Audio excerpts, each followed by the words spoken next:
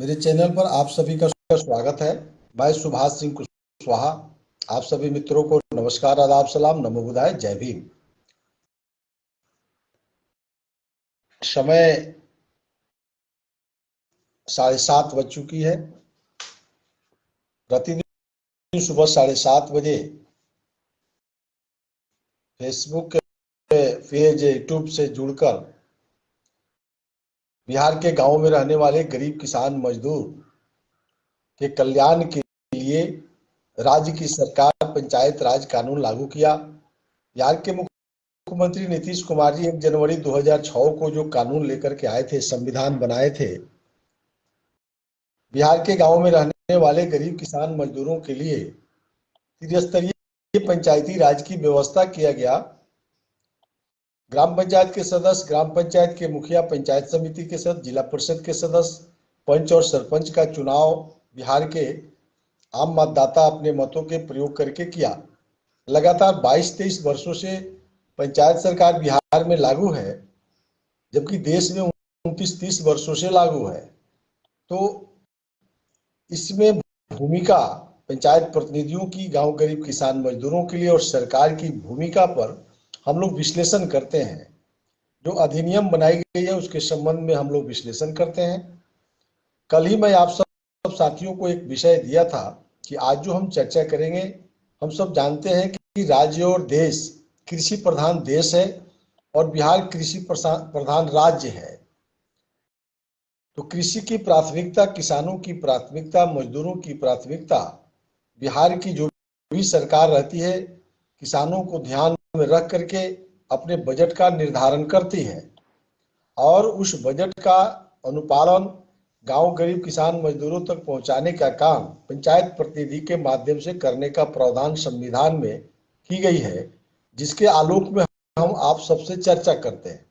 तो आज जो भी साथी जुड़ चुके हैं, जुड़ने वाले हैं, जुड़ेंगे भविष्य में भी, क्योंकि ये लाइव है तो ये हमेशा आप इसको देखेंगे। उन सब साथियों का आभार प्रकट करते हुए, आप सबको नमस्कार करते हुए, ये आशा करते हुए कि मेरे पेज को आप फॉलो करने के साथ साथ, लाइक करने के साथ साथ, आप यूट्यूब चैनल पर आप सब्सक्राइब करने का कृपा करेंगे और शेयर ज़्यादा से ज़्यादा करेंगे, क्योंकि हम लोग जो बिहार के कल्याण के लिए, गांव गरीब किसान मजदूरों के कल्याण के लिए जो सरकार एक पहल कर रही है और हम पंचायत प्रतिनिधियों से कहाँ चूक हो रही है, दोनों को मिश्रण करके हम जो है विश्लेषण करते हैं। तो आज का जो विषय है कृषि विभाग।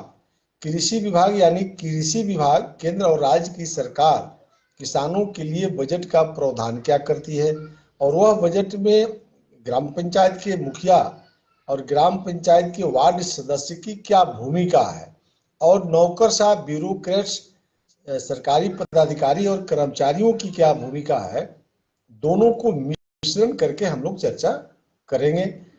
तो सबसे पहले मैं आप सबको पुनः एक बार ये आग्रह के साथ कि इस वीडियो को अंत तक देखेंगे, तब जाकर के आप जो पहले से जानते हैं और हमारी बातों को सुनने के बाद आपका जो विश्लेषण होगा वही गांव गरीब किसान मजदूरों के हित में काम होगा।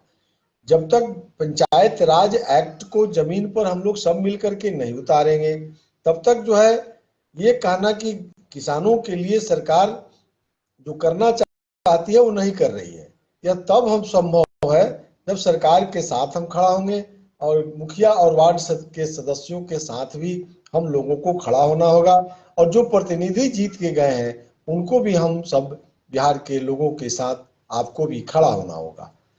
तो चलिए, सबसे पहले मैं आपको पुनः एक बार स्मरण करते हुए कि कृषि विभाग, तो कृषि विभाग से हम कैसे काम लेंगे। सबसे पहले तो कृषि विभाग के कौन कौन योजना चलती है, ग्राम पंचायत के मुखिया और वार्ड सदस्य जो कार्यकारिणी की बैठक करते हैं, तो कार्यकारिणी की बैठक में आपके कृषि विभाग में सरकार के कौन कौन कर्मचारी हैं पंचायत स्तर के, तो उसमें 2 पदाधिकारी होते हैं पंचायत स्तर पर, एक किसान सलाहकार होते हैं और एक दूसरा कृषि समन्वयक होते हैं मुख्य रूप से।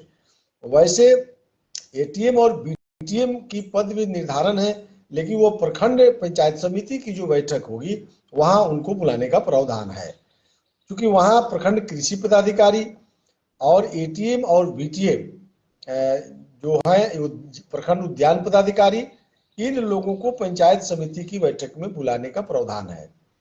ग्राम पंचायत कार्यकारिणी के बैठक में किसान सलाहकार और कृषि समन्वयक, जिसको एसएमएस आप बोलते हैं, कृषि समन्वयक और किसान सलाहकार को ग्राम पंचायत के मुखिया अपने कार्यकारिणी की बैठक में सरकार ने बुलाने का प्रावधान किया है।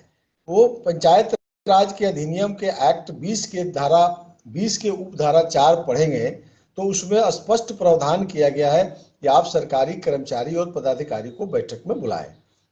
तो मुखिया अब बुलाते हैं कि नहीं बुलाते हैं बिहार के अंदर? अगर नहीं बुलाते हैं तो किसानों की समस्याओं का निदान संभव नहीं है। तो अगर बुलाते हैं तो प्रावधान जो है उस पर हम चर्चा करेंगे। प्रावधान यही है कि आप कार्यकारिणी की बैठक में वार्ड सदस्य और मुखिया की जो बैठक होती है उसमें किसान सलाहकार और कृषि समन्वयक दोनों को बैठक में बुलाइए और उस बैठक में उनसे बात करना होगा कि सरकार की क्या क्या सुविधा है, यानी हॉर्टिकल्चर में और एग्रीकल्चर में सरकार क्या क्या भेजती है। तो वह किसान सलाहकार को और कृषि समन्वय के एक एक चीज को पता है कि कृषि अनुदान में क्या क्या आ रहा है, क्या क्या नहीं आ रहा है। बीज आती है, आपको बागवानी मिशन में आपको जो चाहिए, केला लगाना है, लीची लगाना, अमरूद लगाना है, आम लगाना है, कटहल लगाना है, जो भी पेड़ और पौधा लगाने की व्यवस्था, फलदार पौधा लगाने की व्यवस्था है, किसानों की आर्थिक स्थिति को मजबूत करने के दृष्टिकोण से कृषि समन्वयक और किसान सलाहकार को राज्य की सरकार ने निर्देश दे दिया है। तो अब उन लोगों के साथ जब शेयर करेंगे कार्यकारिणी की बैठक में तो एक एक वार्ड सदस्य को जानकारी हो जाएगा कि सरकार कौन कौन सी योजना चलाती है। तो अब आपके ध्यान में आ गया कार्यकारिणी की बैठक में ये दोनों व्यक्ति अपनी बातों को आप तक पहुंचा दिए। अब आप जानकार हो गए कि कृषि विभाग केंद्र की सरकार और राज्य की सरकार संयुक्त रूप से कौन कौन योजना भेजती है। तो कार्यकारिणी की बैठक में जब तक आप नहीं बुलाएंगे तब तक आपको ज्ञान नहीं होगा कि अभी चूंकि बिहार में नीतीश कुमार मुख्यमंत्री हैं, इन्होंने एक बहुत अच्छा काम किया कि कृषि रोड मैप इन्होंने बनाया 5 वर्ष का। तो कृषि रोड मैप प्रत्येक वर्ष तो किसानों की सुविधाओं को देखा गया कि हर जिला का भौगोलिक दृष्टिकोण अलग अलग है, जमीनों का जो है मूल्यांकन अलग अलग है, मौसम आधारित खेती कौन किस जिले का सब अलग अलग है। तो उसके हिसाब से कृषि रोड मैप बनाया गया है कि किस जिला में आदी की खेती होनी है, किसमें हल्दी की खेती होनी है, कहाँ गन्ना की खेती होती है, कहाँ मक्का की खेती होती है, कहाँ आलू की खेती होती है। यानी भिन्न भिन्न जिला में बिहार में देखेंगे कि उत्तर बिहार में जाएंगे तो वहां का खेती का अलग है, दक्षिण बिहार में जाएंगे तो वहां अलग होती है, मध्य बिहार में कुछ बात बदल जाती है। तो इस तरह से ध्यान में रख करके कृषि रोड मैप बनाया गया है। तो आप जिस जिला के ग्राम पंचायत के मुखिया और वार्ड सदस्य हैं वहां के किसान सलाहकार जब आपके साथ बैठेंगे और कृषि समन्वयक बैठेंगे तो सब बात बताएंगे कि आपके यहाँ कृषि रोड मैप क्या कह रहा है, इस बार खेती में कौन कौन सरकार जो है किस किस फसल के लिए अनुदान दे रही है, कौन कौन बीज लगाना आपके मिट्टी के लिए उपयुक्त है, मिट्टी की जांच करवाकर उसके पास सब रिपोर्ट है। लेकिन आप बैठ नहीं रहे हैं इसलिए आपको जानकारी नहीं हुआ। तो अब आपको जानकारी हो गया, माने ज्ञान होगा, तब कार्यकारिणी की बैठक में आप जब जानेंगे तब इसकी फंक्शन होगी। अब फंक्शन क्या करेंगे, अब नीचे चलिएगा, अब आप वार्ड के सदस्य हैं और ग्राम पंचायत के मुखिया हैं और हमारी बात गांव के लोग भी सुन रहे हैं।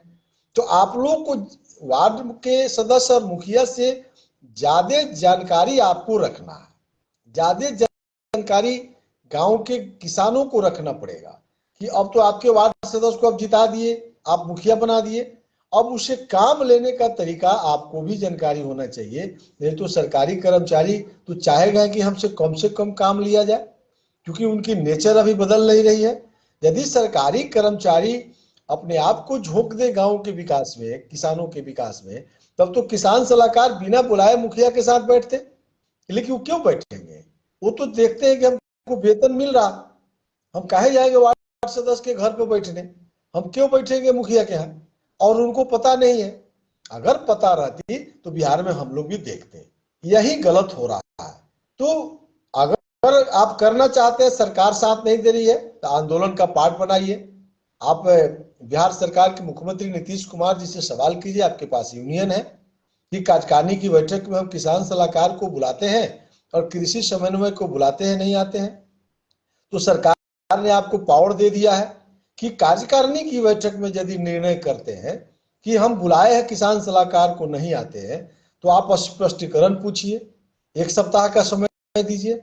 अगर 1 सप्ताह में जवाब नहीं देते हैं तो उनको निलंबन की कार्रवाई, वेतन बंद करने की कार्रवाई कार्यकारिणी में लीजिए। मुखिया को अकेले निर्णय लेने का अधिकार नहीं है।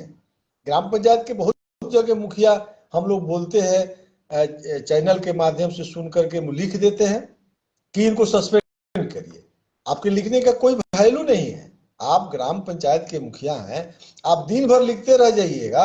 आपका लिखना और गांव के लोगों का लिखना बात बराबर है। लेकिन कार्यकारिणी की बैठक का निर्णय माने गवर्नमेंट का निर्णय या सरकार का निर्णय हो गया, जहां वार्ड सदस्य और मुखिया का दस्तखत हो सभा बही पर, और उस सभा बही पर किसान सलाहकार का दस्तखत नहीं होगा, आपके निर्णय लेने का कोई वैल्यू नहीं है। हाँ, अगर उस पर स्पष्टीकरण का बात पूछते हैं तब निर्णय लेने का वैल्यू है। क्योंकि वो नहीं आया, स्पष्टीकरण पूछ दीजिएगा, 1 सप्ताह में उनको जवाब देना पड़ेगा।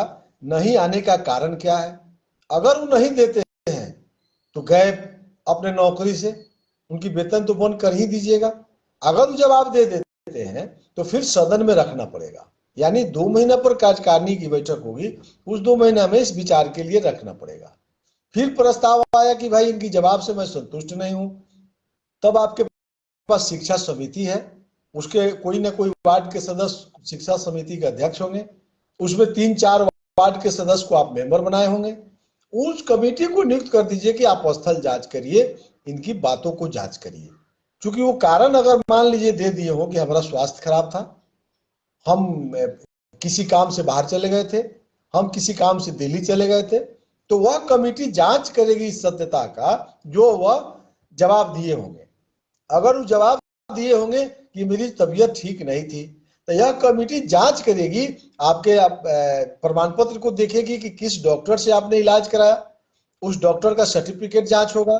फिर उस डॉक्टर से जरूरत पड़ेगा तो वह कमेटी संपर्क करेगी और वह डॉक्टर की रिपोर्ट, स्थल रिपोर्ट, उनका जरूरत पड़ेगा तो उनके गांव में, उनके घर में गवाही लेगा।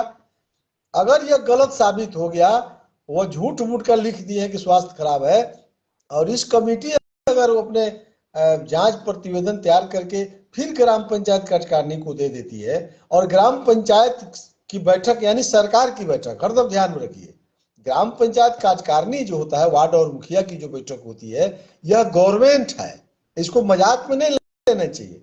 वो अलग बात है कि बिहार में ज्यादा से ज्यादा मुखिया सिर्फ बैठक करते हैं 15वां वित्त योजना, 6ठा वित्त योजना, माने ठीका पट्टा के लिए, पीसीसी करना है, सोलिंग करना है, आवास बनाना है, मैंने सिर्फ सड़क बनाने का, पुल बनाने का, पुलिया बनाना, नहर को झारना हो, पोखरा खुनवाना हो, नदी नाला ठीक करना हो, तो करते रहिए, ठीक है, व्यवस्था करना चाहिए। लेकिन किसानों की समस्याओं के लिए इस देश के अंदर एक ही व्यक्ति है जो किसानों के समस्याओं का निदान कर सकता है, उसका नाम है मुखिया। तो अगर नहीं हो रहा है तो हम ये नहीं कह रहे हैं कि मुखिया बिहार के बेईमान हैं, हम ये जरूर कह सकते हैं कि ग्राम पंचायत के मुखिया अपने आप को जागरूक नहीं कर रहे हैं और किसानों की समस्याओं के निदान के लिए वो किताबों का अध्ययन नहीं कर रहे हैं, संविधान का अध्ययन नहीं कर रहे हैं, सरकार के निर्णय का आप अध्ययन नहीं कर रहे हैं। तो इस तरह से आप पदाधिकारियों पर अंकुश लगा सकते हैं, और जब तक पदाधिकारी आपसे नहीं डरेंगे, जब तक पदाधिकारी के कर्तव्यों का निर्वहन का ज्ञान नहीं करा देता है मुखिया, यानी मुखिया का पहला काम है कि अपने अधीनस्थ कर्मचारी और पदाधिकारियों को एहसास कराना कि हम इस पंचायत के मुख्यमंत्री हैं, हम इस पंचायत के प्रधानमंत्री हैं, हम आप पर शासन करना भी जानते हैं। क्योंकि हम शासक वर्ग हैं, हरदम याद रखिएगा, शासक वर्ग और प्रशासक वर्ग और न्यायपालिका बैठा हुआ हमारे दोनों को कार्यों को देखने के लिए। तो ग्राम पंचायत के मुखिया और ग्राम पंचायत के सदस्य अपने आप को शासक बनने का प्रयास करना चाहिए। हमको शासन करना है और प्रशासनिक लोग आपके आदेश का पालन करने के लिए बैठे हुए हैं। जस्ट उल्टा हो रहा है। प्रशासनिक पदाधिकारी ही लगता है कि बिहार में शासन कर रहे हैं और मुख्यमंत्री नीतीश कुमार जी इसको प्रश्रय देते हैं। तो प्रशासनिक पदाधिकारियों पर हम शासक वर्ग कैसे मजबूती से खड़ा हो, इस बात की चिंता करने की जरूरत है। तो प्रशासनिक वर्ग जो है हमेशा चाहता है कि शासक वर्ग को कमजोर करके रखे, और उसकी कमजोरी हमारी यही है कि हम प्रस्ताव से नहीं लड़ते हैं, हम मुंह से लड़ना चाहते हैं, हम ताकत से लड़ना चाहते हैं, हम गोली बंदूक से लड़ना चाहते हैं। हम मुखिया हैं तो निश्चित रूप से एक प्रभावी व्यक्ति हैं, हम प्रभाव से पंचायत चलाना चाहते हैं, और यही हमारी कमजोरी है। आपको लगता है कि हम प्रभावी व्यक्ति हैं, हमसे इलाका डरता है, हमसे जो है प्रशासनिक वीडियो की हिम्मत है। हम तो एक एक मुखिया से मिलते हैं तो वो लोग यही बोलता है, अरे वीडियो को हिम्मत है, क्या कोई काम है, लाइए फोन हम कर देते हैं। तो इससे शासक वर्ग का काम नहीं चलेगा। आप जो है बहुत मुख्यमंत्री बिहार में देखे कि खैनी मलवाते थे आईएएस से, तो उनको जेल में बंद कर दिया। तो प्रशासनिक पदाधिकारियों का मजाक उड़ाइएगा, वो आपको बोलेगा नहीं। जरूर आप मुखिया है, दबंग है, वीडियो को कह दीजिएगा, वो आपकी बात को सुन लेगा, लेकिन वो मजा लेता है। इसलिए वो सुन लेता है कि हजारों काम है, 4 को काम करके आपको मोबिलाइज कर देगा, आज जनता के पैसा को लूट के खा गया। तो आप शासक वर्ग का काम ये नहीं है कि दबंगता से पेश आना, कलम से पेश आइए। क्योंकि प्रशासनिक पदाधिकारी कलम से लड़ता है और हम कलम जानते नहीं है। हम मुखिया हो गए, हम समझते हैं कि हम ही बादशाह है। छोड़िए नहीं, सब काम हो जाएगा, कौन काम नहीं होगा? नहीं हो रहा है। आखिर किसानों की समस्याओं का निदान नहीं हो रहा है, हमको कोई बता दे। संविधान में हम तो लाइव से बोल रहे हैं ना, तो खुली किताब की तरह बोल रहे हैं। एक से एक हाई कोर्ट के वकील है, विद्वान है, हम ही तो विद्वान नहीं है, वैसी भी भाषा का भी कोई बहुत हम जानकार नहीं है। हमको अनुभव के आधार पर अपनी बातों को शेयर करते हैं। कोई हमको चैलेंज कर सकता है। एक व्यक्ति ही है किसानों का समस्याओं को निदान करने के लिए, उसका नाम है मुखिया। बाकी यहाँ कोई नहीं है।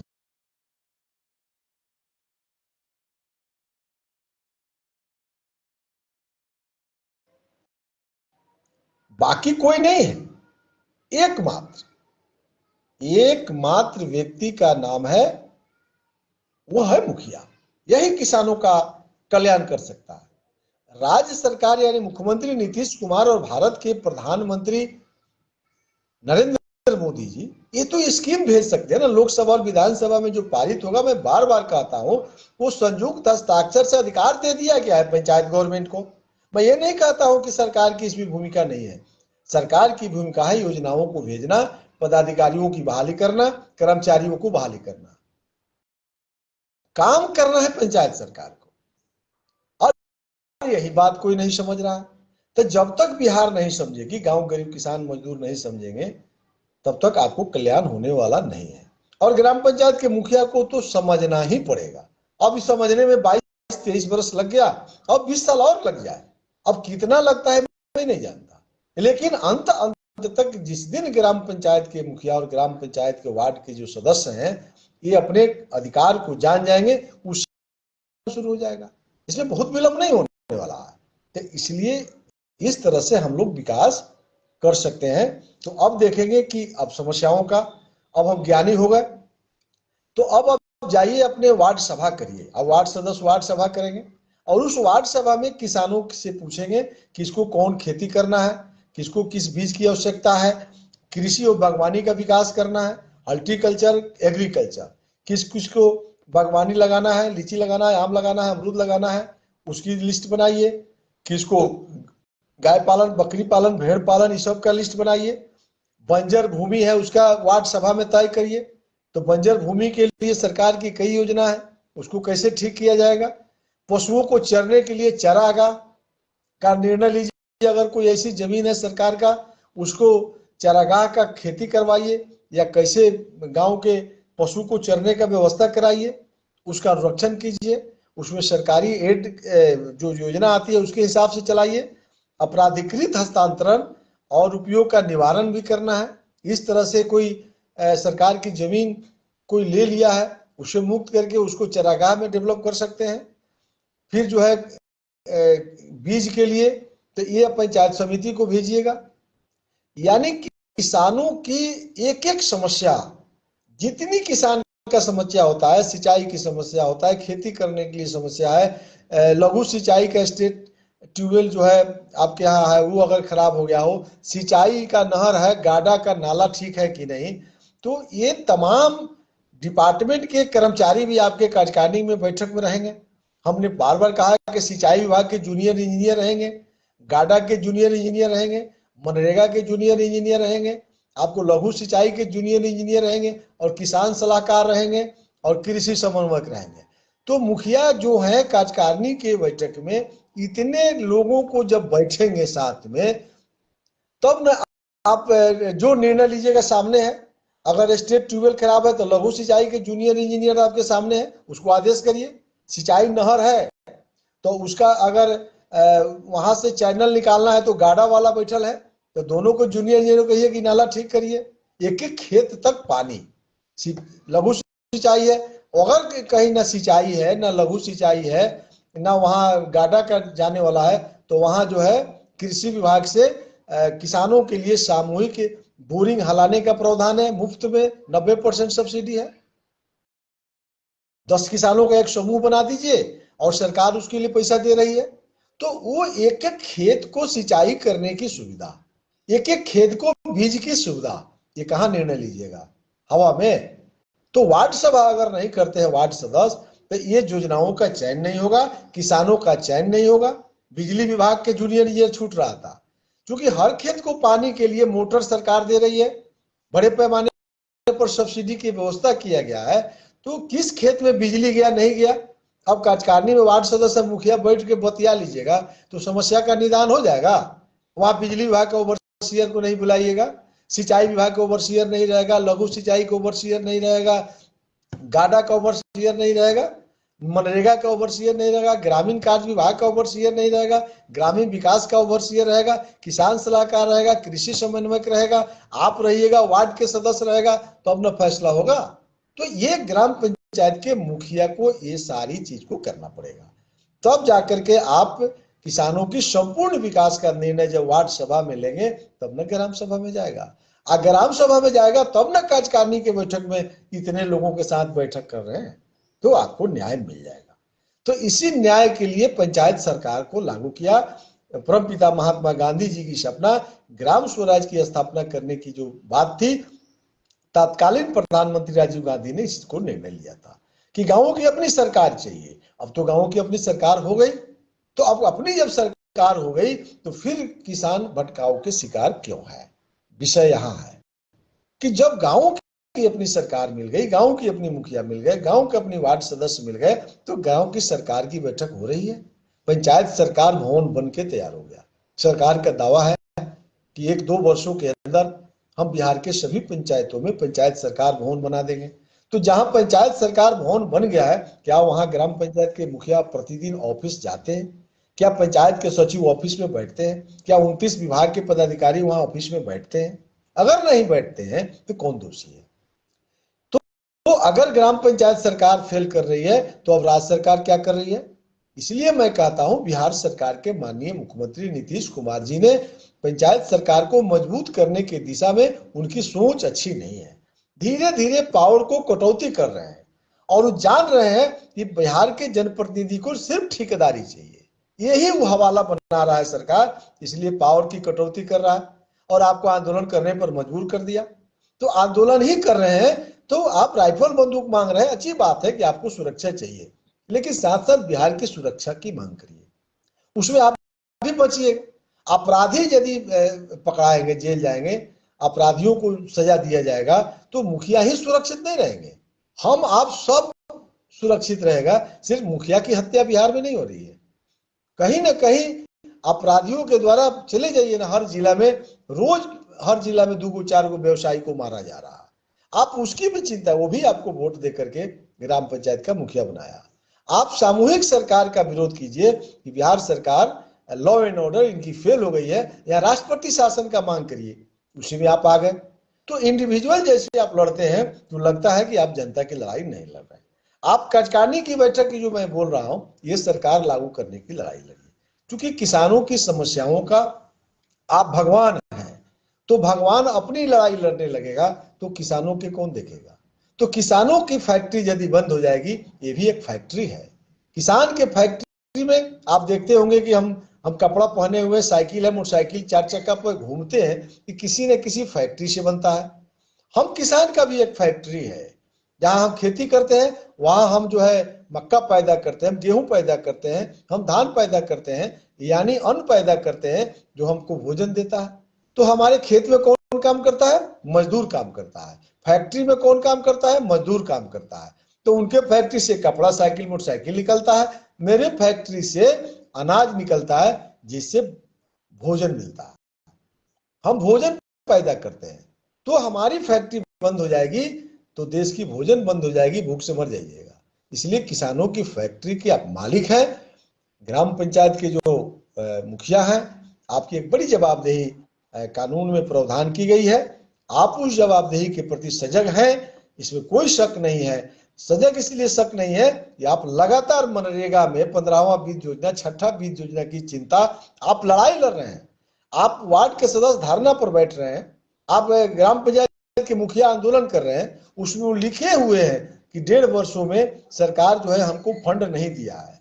आप सरकार के चरित्र को उजागर कर रहे हैं, लेकिन आप उसमें लिखिए ग्राम पंचायत कार्यकारिणी का अधिकार दिया जाए, ग्राम पंचायत कार्यकारिणी की बैठक को सशक्त बनाया जाए। अगर पंचायत सचिव जहां बैठक नहीं बुलाते हैं, उनको सस्पेंड किया जाए।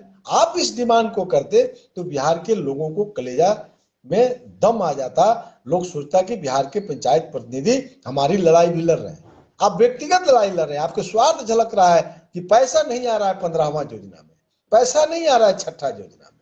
यह स्वार्थ नहीं झलक रहा है कि आप 29 विभाग के आपको मालिक बना दिया गया, और 29 विभाग में क्या हो रहा है इसकी आप लड़ाई नहीं लड़ रहे हैं। इसलिए चिंता हो रही है कि भविष्य में क्या होने वाला है। हम सबको, जनप्रतिनिधियों को बिहार सरकार ने लगता है कि ठेकेदार बना दिया। इससे बाहर निकलने की जरूरत है, और गांव गरीब किसान मजदूरों के लिए किसानों की समस्याओं का निदान करने का मेरे हिसाब से ये छोटी प्रयास मैंने किया है। इस पर चर्चा किया जाए तो 2 दिन भी लगेगा कि किसानों की समस्याओं को निदान में वार्ड सदस्य और मुखिया ही सर्वोपरि है। ये मैं अभी भी बोल रहा हूँ, कल भी बोलेंगे, और जब तक इस बातों को ग्राम पंचायत की सरकार लागू नहीं करा देते हैं तब तक मैं बोलता रहूंगा। इसमें जब तक प्रयास है मेरा। चलिए, इसी आशा और भरोसा के साथ फिर कल सुबह 7:30 बजे हम मिलेंगे आप सबसे। तब तक के लिए मैं विदा लेता हूं। आप सबको नमस्कार।